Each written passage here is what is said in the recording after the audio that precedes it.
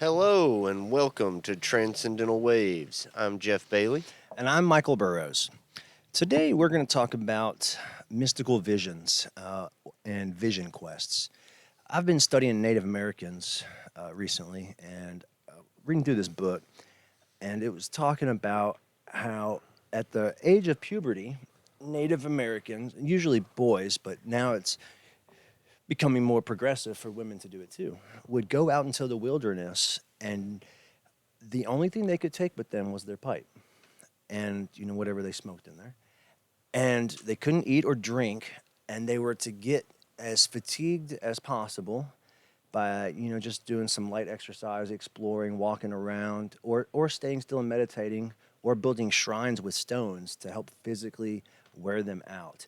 So when after so many days of fasting, then an animal would approach them, or insects, and to find out which spirit animal you had, or to connect with your higher spiritual self or another spiritual guide of a deceased person.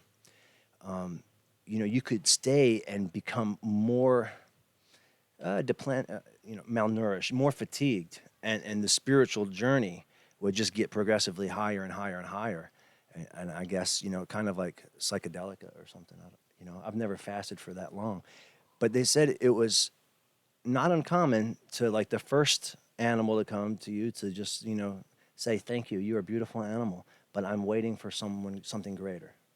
So if you had like a little squirrel come up to you, on day two, you're like, hey, this is cool, man, but I'm waiting for the deer. The deer come, but that's cool, man, but I'm waiting for that hawk to come by, or something like that. And the point of these visions was to come back with an experience of oneness with the Great Spirit. And the Great Spirit is the same thing as the Holy Spirit, or just it's the same thing as the Spirit of everything. The God of all.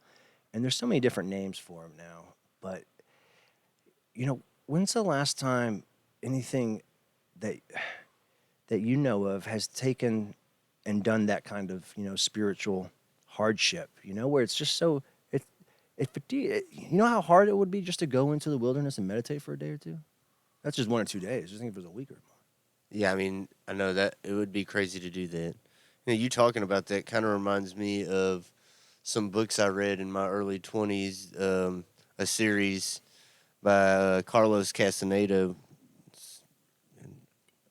It's just he's like a anthropologist or archaeologist, something. He's studying, trying to go and study basically psychedelics in the desert, and he ends up becoming like a apprentice witch doctor to these guys, and they do some vision quest type things in the desert where he's fed peyote buttons and like, I mean, it really, like, in my early 20s, experimenting with psychedelics and like reading these books were kind of like my shaman guide to the psychedelics, because when I first took them, it was just like, holy F, like, what is this? What am I going to, like, what do I even do with this, like, information that I've been given? Because it's not like reading a book. The information is very different and it's not presented in a clear way. So, like, starting to see these cultures that use these things and kind of put meaning behind it, like you said, with the, like, spirit animals, like, and And that was just a puberty rite, to find that. But then there's other ceremonies too that do involve peyote and mushrooms and other oh yeah, there's different, and that, sweat like, lodges and stuff I like guess that. that's one thing, like, as I've progressed through my awakening or whatever, and I found that, because, like, for the longest time I thought that the only way the human mind could even get to these places was through psychedelics or some sort of, like, help. And it was hard for me to believe a lot of the people that said you could do it by just meditating, or different ways of getting there naturally. And then, like, I started doing more practiced and like intent with my meditation, and going to some of these, like, sound healing things, or sensory deprivation tanks, like different things where, like, Indians, they did it through extreme fatigue and like stress or whatever, but Right, like, but that's what it was. It was about depriving the senses and yeah, stuff. like it Yep. really is. And like going and doing these things and having these visions without any like substance, and just knowing that like our brains are so powerful. And They are, dude. Okay, so here's what it was saying about the visions. It was saying, you know, whether they're drug induced or naturally, induced by breathing, meditating, stress, fatigue, fasting,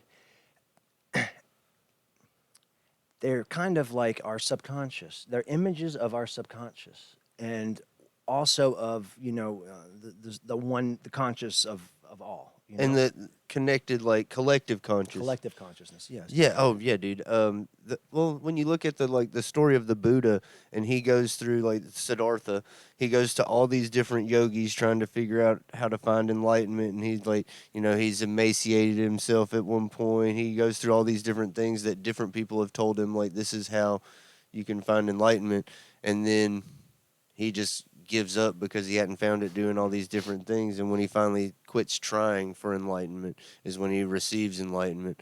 But it's just like, to me, like there are many different paths there, and like you talk about all these different things where it's just like stress, fatigue, like Because what works. near death experiences. Some people, Same like, thing. Yep. all these people like say they see these things, and like, you say it's connected to your subconscious. So like most people in our culture, like seeing Jesus, or pearly Right. gates, or stuff that they've heard about when they're supposed to be, what they're supposed to hear And have about. seen pictures. Yeah. How many? If you've only seen pictures of God as a man, a bearded white man, when these subconscious images are going to be that, you're not going to look at God as, you know, the energy or the sun or the vibration or, whatever it is. Yeah, I mean there are It's almost like you made him an idol of an old bearded white man. So that's what you're going to see God as, when you have these types of experiences sometimes. But you can, that's just sometimes, I The will cool say thing that, is, like, I think that our like visions are like what you said is part of our subconscious, and like different cultures create certain archetypes that are very common amongst those cultures. Like, I mean, Indian people are going to talk about like having near death experiences where Buddha was, the same type of things, but with their character names in it. And it's just, I mean, mm-hmm. to me, it speaks more to like our ability to have these like extra human like Visions. experiences, like I don't like, and that they are very like much a part of us as a human. And They're so meaningful, right? right, Like, they are more than just a subconscious vision. Like hmm we are connected to something greater. right. But there's also a reason why we all only see what we've been taught too, because our brain is a filter, and like it needs some sort of pattern to grip onto, because it's taking something that's not from the third dimensional world and filtering it into something that us as a 3D being can understand. That's one of the things I think are good about psychedelics is it's almost like a hot wire to the spiritual realm.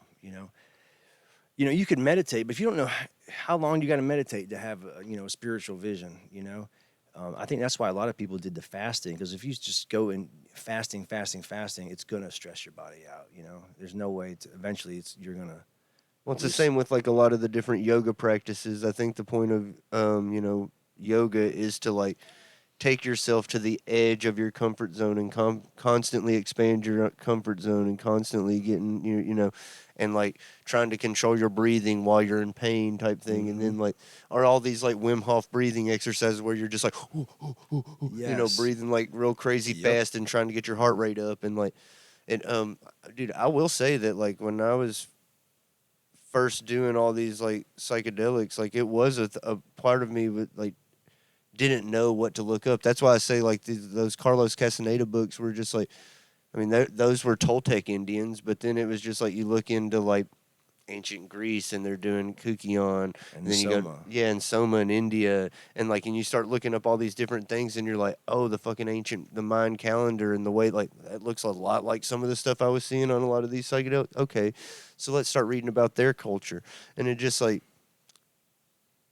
you start seeing the different fractals of God or whatever, and like that same story, but they're all like trying to kind of tell the same thing, like that, we're connected with this, with the earth. Right, and that's these Indians in this book. They were saying the same thing. They're like, Moses went on a vision quest, and he received the 10 Commandments and saw the burning bush. They said, Saul had his vision quest, and what he saw a bright, blinding light. I mean, I'm sure there's lots of people out there that have had spiritual visions where they see, white light or magical lights and stuff. Oh, well, where people like, if I've talk about having debates with friends and family, and you tell people like, oh, I'm not a Christian anymore, and they're like, well, I've seen God myself, and I've had an experience, and it's like, yeah, me too. And I appreciate your experience, and I realize that you probably even saw Jesus. Like, you might have saw the exact thing that we've been told to see. Like, I understand that. Like, Right. I'm not even discounting anybody's experience. Like, for the longest time, I did want to think that like a lot of that was crazy, but the more, even like, you study into science, like, you realize that like, there's no such thing as empty space. There's all these different like radio waves and different weight, like, just filling the air around us, and like,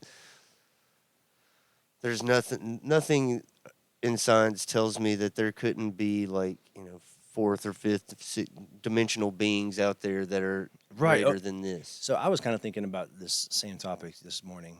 That I was like, you know what? The atheists and agnostics are so close. It's like all that's missing is just a scientific explanation of different dimensions and things to get the atheists on board to being like, okay, there's a nature thing, or there is a oneness or something. Well, dude, a lot of the atheists, like, in my early days of awakening, were just like, were a big part of it, to be honest. Like the Richard Dawkins, I mean, of the world, like those guys, reading those books as a young man, like, it was just like, part of me was just like, didn't want to believe that God could exist because, right, like, science can't prove it. But then, like, all of my vision quests or my experiences led me to believe that there was an underlying like web, like, I don't know, like string theory would say in quantum physics, and it's just like, there's just this underlying energy that, It's undeniable, yeah, that almost, right? connects everything, that is just like, it's just there, like, and so, like, whatever we want to call it, like, I understand why people have created all these stories throughout time, because because God is. I mean, that it like that. There's nothing that tells me that there isn't an underlying energy that is a creation force in this universe. Like, that, I believe 100%. It's just, to me, people, because it's so hard to show most people, the people that do get it aren't willing to kill other people for it, and the people that don't get it are ignorant and will kill other people to control it. And it's just been it's been like that for most of most of For all our society. society, it's been like that for at least 2,000 years, if not more. Right. And like, the thing is like, with the internet and stuff, like, we talk about, like, we're moving into this like great awakening. The I don't know, man. The fact that, like, it's just sound healing and all that kind of stuff is just becoming more and more popular. Like, I think that, 50 years from now, when we're, moving towards the end of our lives, we're going to start seeing that be more like common practice, and people going to like medical And doctors stuff. and stuff only to, like, if you broke your arm, like, if you need a surgery, like, but like, I mean, if I've you're read some conspiracy theory alien spacecraft technologies, and that's what they say they use is acoustic sound healing. Oh yeah, like, I think it'll be stuff like that, like, where, like, I think that will prove that, like, the ancient Egyptians and, like, further back, like the Atlanteans, and like, we've that technology's far beyond the silly ones that we have in our society that keep dude. people sick. And Right. We know there's alien spaceships out there, and they're either alien spaceships with technology like we're talking about, or there's like secret U.S. stuff or secret human stuff that has the technologies. And one day we're gonna know about it, Yep. One day, guys. And we just got to keep fighting and asking to see it. or just keep praying that Big Daddy in the sky makes it all better. Yep. You just keep doing that. We'll keep fighting. All right. Yeah, Peace fight out, with guys. words, with love. What's your tools to fight with? My tools to fight with. Man, really, like I was. I guess we talked about this. Like it's just like to me, it's a yeah. Like you talk about fighting with love. Like it's not about fighting anymore. Like it's about just showing them that like what they're telling me we should be fighting for is not worth fighting for. Like I don't. Right. It's like you don't see Jesus. He didn't go fight for nothing, did he? And yet people think he's coming back to fight. Like Jesus was one of the most humble, loving servant figures, ever written about. And yet now people want to say he's coming back to on a horse of glory with a sword and a machine gun. I mean, I would say that some people thought the original Jesus was going to do that, and then post crucifixion change the story up a little bit because the meaning for the word Messiah was, it was more of a political It was leader. like militia. It was just like no, it was a king. Like it was more of like a political leader. He was supposed to basically retake Judea. Like he was supposed to take over the land that was rightfully the Jews from the Romans. But And then he left it to America yeah, to give back to him 2,000 years later. in And what are they- 1940s. And what are they doing with it? They're just murdering people. Genocide. Yeah.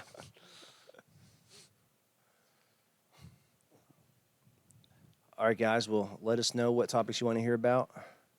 We love you all. Like, comment, subscribe.